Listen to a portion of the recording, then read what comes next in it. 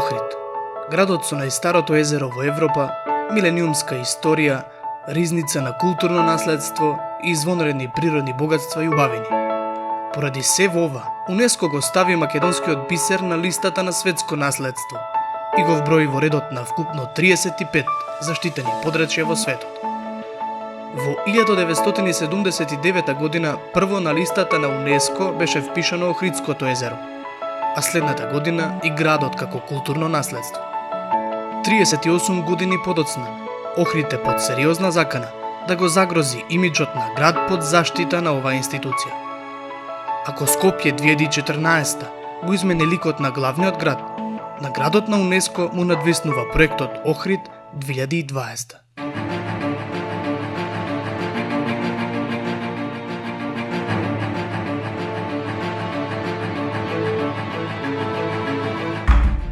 Признанието од УНЕСКО за Охрид и за Македонија носи привилегии и гордост, но и одговорност и обврски, како за локалната, така и за централната власт. Охрид влезе во списокот на елитата и со прекрасната природа и со историското богатство.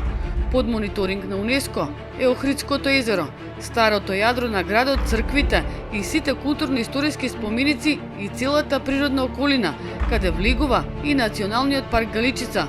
Толку затоа секоја педа што се гради, секоја цигла, сите урбанистички зафати ги наблюдуваат експертите од УНЕСКО. Планот на општината под водство на градоначалникот Никола Бакрачевски да изгради неколку крупни инфраструктурни објекти е причина централата на УНЕСКО да ја предупреди власта дека градот навлегува во опасна зона. Се менуваат зоните во Националниот парк. Значи, она што претходно е предвидено да биде една зона со едни критериуми и одредена заштита која што е планирана таму, сега тоа во суштина се поништува без никакви научни факти зошто уствари би се намалила таа заштита во тие одредени делови, и со тоа во суштина вие го доведувате во прашање целиот систем на заштитени подрачја. Значи, со друг начин ние правиме преседан каде за имплементација на инфраструктурен проект менуваме цели зони во Национален парк. Овие најави на локалната власт и на владата ги вклучи алармите кај невладините организации, кои апелираат дека урбанизацијата ќе предизвика еколошка катастрофа. Во Охрид се планирани најпрво измени на генералниот урбанистички план.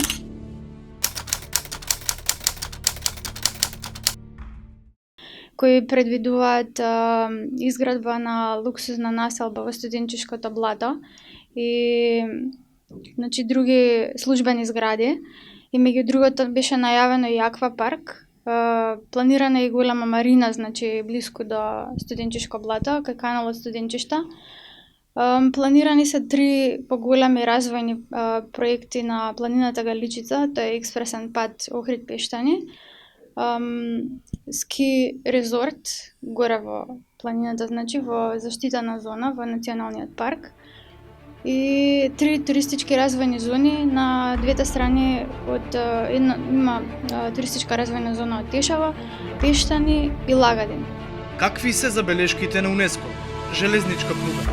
Процената за влијанието врз околината на паневропскиот железнички коридор 8 е дека изградбата и функционирањето на пругата ќе резултираат со загадување на Охридското езеро. Ски центар. Предлог измените на планот за управување со Националниот парк Галичица би биле во конфликт со статусот на светско наследство. Кумулативните влијанија на комбинацијата на ски центарот и на патот А3 ќе доведат до зголемување на човековата активност и дополнителни притисоци врз заштитениот регион. Она што е за нас најалармантно е последната точка од таа одлука која што наведува дека доколку се констатира потврдата за штета врз овие универзални вредности во Охридскиот регион, истото следната година, тоа е за 2017 година во јули, ќе биде разгледувано од аспект да биде прогласено за подрачје во опасност. Тоа мислам дека ни дава сериозен знак дека треба да размислиме каков тип на проекти му се потребни и каков тип на проекти ние планираме за ваков бисер кој што го поседуваме. УНЕСКО препорача да се изработи сеопфатен акцијски план за крајбрежјето и езерото и сите инфраструктурни проекти како прашање на итност, за да се осигура дека тие нема да влијаат негативно на универзалната вредност на регионот под заштита. По препораките владата донесе акцијски план и задолжи неколку министерства, институции и општини да преземат низа активности. Мониторинг мисијата на УНЕСКО и ќе баре од општината и владата отчет како е постапено. Градоначалникот Никола Бакрачевски не почувствува одговорност ниту должност на граѓаните да им објасни какви се плановите на општината, дали за планираните проекти побарал мислење од Управата за културно наследство и Министерството за животна средина, зошто не ја вклучува експертската јавност и еколошките организации при носењето на одлуките. Попусти бе обидите на екипата на Нова ТВ да стапи во контакт со таткото на градот. Од односот на локалната власт се жалат и еколошките здруженија. Едно од најгласните е СОС Охрид, чии активисти му дишат во врат на Бакрачевски, но наместо конструктивна соработка и размена на мислења, од општината добиваат етикети дека делуваат партиски. Лошо е кога секоја критика некоја сваѓа како личен напад или партиски напад. Како нашите критики. И место да се размисли дека критиката е можна за развој, значи за создавање нови решенија, некој континуирано го сваќа лично и се дистанцира и не омаловажува. Значи за да има некаква колкава е соработката ме прашавте, за да има некоја големина соработка треба првично да има соработката. Ние ја немаме. За овие прашања проговорија советниците од Советот на општина Охрид, иако од различни партии, ВМРО, ДПМН и СДСМ, и Дејан Пановски и Јован Стојановски се согласни дека урбанизацијата е неопходна, но не по секоја цена. Урбанизацијата е цивилизацијска вредност, ние мора да имаме. Меѓутоа мора да ја практикуваме надвор од заштитените подрачји, надвор од природните реткости кои што ги имаме, како што е случајот на Охрид. Урбанизацијата е неоспорен цивилизацијски процес. Значи тоа го има сегде во светов и тоа како диалектички закон и процес мора и во Охрид да го има. Меѓутоа сето тоа треба да се стави во одредени рамки. Не може никоја политичка партија како представници на одредена групација на граѓаните да одлучува за Охрид. Но Охрид не е обичен град, вели Стојановски. За него постојат посебни закони кои регулираат што и како смее да се гради. Тоа е Законот за управување со културното и природното наследство и Законот за прогласување на старото градско јадро од особено значење. Постои посебна студија за Охрид, но останала во нечии фиоки. За Охрид дефинитивно постои студија која што е изработена од едно надпартиско, надполитичко тело, уште одамна, меѓутоа таа не е во примена. Ние немаме дефинитивно нити стратешки приоритет, нити едни рамки во кои што треба урбанистички да се развива Охрид. И во овие два закони кои што ви ги спомнав, посебно законот со кој што се регулира старото градско јадро, стои дека Охрид како природно и културно богатство треба и неговите вредности да се искористат и за економски и за туристички развојни цели, меѓутоа дека треба сепак да имаме и одржливост. Неговиот колега од Советот Пановски вели дека за најавените урбанистички проекти мора да се слушне гласот на научниците, а не пресуден збор да имаат политичарите. Ние имаме проблем, се соочуваме проблем што науката ни молчи, науката не излегува со јавно и транспарентно со податоци и потоа недостигот на тие податоци нормално менаџерите и на крајот на краиштата политичарите, значи немаат вистинска представа и вистински аргументи и можат да донесат вакви или онакви одлуки. Охрид е туристички град, но угостителите и оние кои се задолжени на туристите да им понудат незаборавни мигови и повторно да ги убедат да се вратат назад, велат дека тие не доаѓаат тука поради хотелите, туку за да уживаат во неговите природни убавини. Од една страна, ајде ево ако за момент ја заборавиме екологијата и природата, не интересира, инвеститорите на хотели и локалната самоуправа не ја интересираат, се градат објекти кои што во целост не се автентични на нашето опкружување.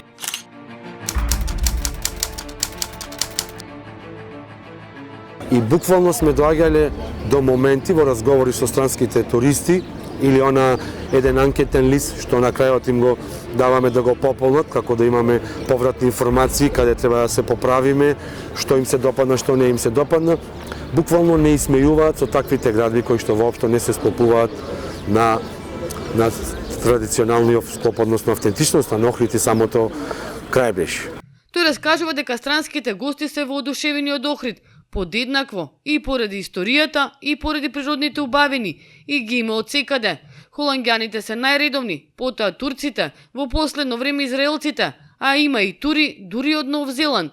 Значи приказната ја почнавме од небото, па потоа сме веќе на планина, шом сме на планина, алпинизмот, планинарењето, спелеологијата е клучен момент и голем потенцијал на страшно богати пештери со природни убавини, внатрешно велосипедизмот, дури планинскиот велосипедизам, дури сме веќе во планина, ловот исто така, риболовот, значи полека слегуваме по течението на реките во регионот, па до езерата доаѓаме до едрење, кајак, кану, веслање, завршуваме со дњурењето како една целина спред на активности кои што може да се понудат во регионот.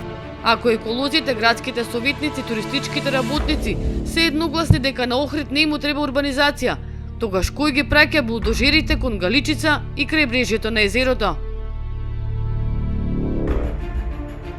Охриѓани лицитираат со различни години кога почнала масовната урбанизација на градот. Оние кои се на власт велат дека цунамито се случило до 2005 година, кога на власт беше СДСМ, а градоначалник Александар Петрески, а опозицијата пак тврди дека Охрид е претворен во градилиште во последните 11 години. Тања Паскали Бунташевска е директор на Охридскиот завод и музеј и таа вели дека со доаѓањето на власт на Груевски, градењето, особено во старото јадро, се ставило под контрола, за разлика од претходните години.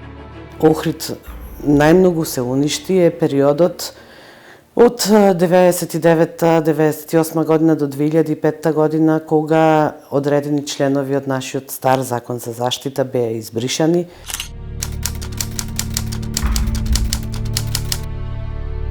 И ние бевме доведени во ситуација да даваме само едно мислење, и тоа мислење практично не беше обврзувачко за никого да го почитува, дававме мислење на фасаден изглед. Значи, да не кажам, али функциониравме ради реда, значи не беше обврзувачко нашето мислење и во тој период најодговорно тврдам дека се направија најголемите измени во Охрид, значи што се уништи тогаш. Но за разлика од Паскали, советникот од СДСМ во Охрид, вели дека масовно почнало да се гради со доаѓањето на власт на ВМРО ДПМН. Бакрачевски е на власт само 4 години, но неговата партија влада 11 години. Процесот на урбанизација дефинитивно во крајна инстанца е регулиран од страна на Министерството за транспорт и врски, кое што 11 години е под водство на ДПМН. Тоа значи дека што и да направи градоначалникот, тоа мора да биде на крајот подпишено, аминувано од страна на Министерот за транспорт и врски. Тоа значи дека за све ова што се случувало овие 11 години, крајната одговорност ја има Министерството за транспорт и врски предводено од министерот од страна на ДПМН. Експертите од УНЕСКО ќе имаат средба и со директорката Паскали, но таа уверува дека тие немаат забелешки за старото градско јадро. Се она што им укажале претходно за градбата на Плаошник го презеле и постапиле по насоките на УНЕСКО. Забелешките беа чисто да се спушти по една катна висина на одредени објекти, не на сите објекти. Тоа го направивме, извршивме одредени промени во фасадните изгледи на објектите, значи буквално се она што побара на УНЕСКО веќе е спроведено и објектите си се изведуваат согласно забелешките од УНЕСКО. И како прва алинеја која што стоеше во извештајот од УНЕСКО, кој што пристигна пред известно време, тоа беше Плаошник, дека УНЕСКО е задоволно од она што сме го коригирале на Плаошник и нема повеќе никакви забелешки околу градбите на Плаошник. Но за разлика од чаршијата и делот од Самуиловата тврдина, Канео, Плаошник, Света Софија, другиот дел од Охрид се уште е под закана. Идејата за студенчешко блато е таму да се изгради луксузна населба со хотели. За оваа атрактивна локација слушнавме и во бомбите на опозицијата, кој се има намера да се дограби до парцела. Зборев со Бакач. Изборев и со родниниве. И се договоривме, ако не се заинтересирани, например, Лукойл за цело да го земат или некој, само мојот дел да отиде, односно тој што е до патот. До 5-6 квадрати колку е.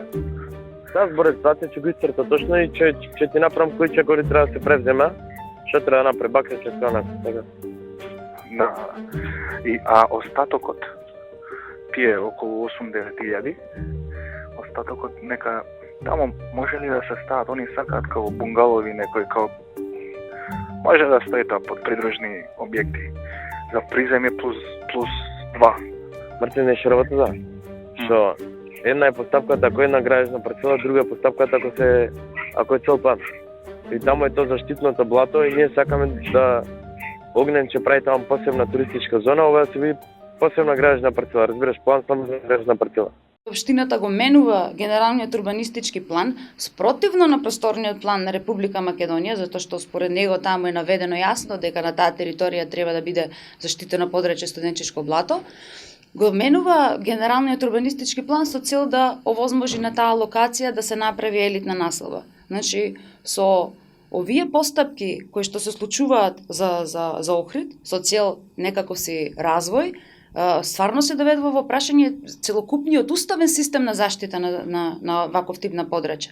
Блатото е значајно за езерово затоа што претставува природен филтер, значи сите оние токсични супстанции кои што се излеваат, што од атмосферските води, што од фекалиите и слично, тоа ги прочистува. Покрај тоа што претставува филтер, лебедите тука го наоѓаат своето прибежиште да се засолнат и да ги положат своите јајца, значи.